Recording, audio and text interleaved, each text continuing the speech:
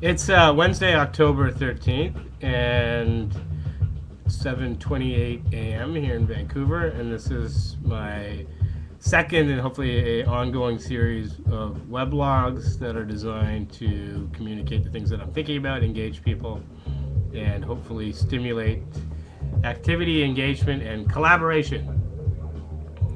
In my last weblog, I posed a question at the end, which was just, what is it that's keeping us from working together?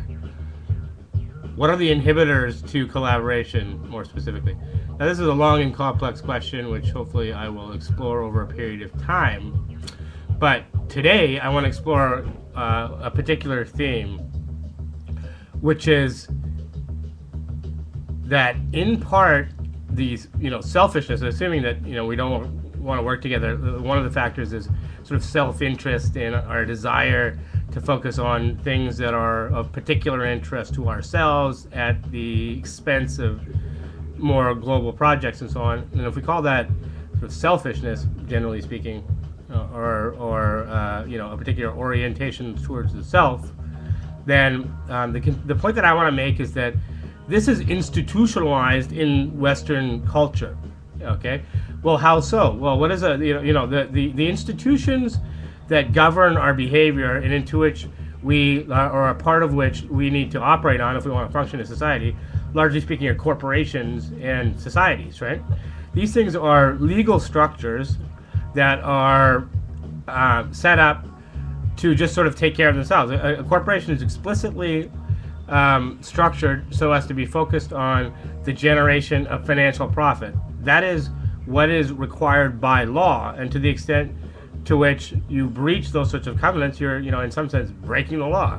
So here you have a structure for social organization that's focused strictly on itself, and within that context, it creates a certain culture, obviously, a particular orientation that is towards itself. Societies are, they don't have maybe as specific a global goal, such as the maximization of profit, but nevertheless, they're not entities that get you to think, beyond your own nose, so to speak, right? So what's happened in Western culture, and this is a long and complicated story, but as some function of, industrialization, post-industrialization, etc., is that we live in a world now that is, generally speaking, highly fragmented, right? Our lives are sort of, there's walls that have been constructed around us, literally, and this is embedded in the institutional framework, in the way that we live in isolation from each other. I think that as a function of this, Western culture is what's pervasive is a lot of alienation, unhappiness, a thirst for community, a thirst to come together. I see this on a personal level, right? So, with just my friends and the people in community, and I suspect it's not only true in Vancouver. There's a hunger to come together and to unite, and I find it quite interesting. In Vancouver, we have or not just Vancouver, in Canada, we have a very large Indigenous population. The history of Canada is the history of, colonization in some sense, right? Well, not in some sense, in the history of colonization. For the most part, we're not going to go into this in detail, but people came and, took over the land and killed the indigenous people for the most part, and have now placed them in a position of servitude. And I find it interesting that we're sort of going full circle now and trying to move back towards a world where we're living more sustainably, more holistically, in community, where we have respect for each other. All ways in which indigenous people lived naturally before, we came and messed everything up. So what I want to do today is set the table to get people to start thinking about taking a more holistic or systems approach to the way that we view the world, the way that we structure our organizations, and the way that we interact with each other. Within the Open Collab context, this was codified by a notion of an ecosystem, which I have written a paper about, which got some attention, which got me, several conference invitations.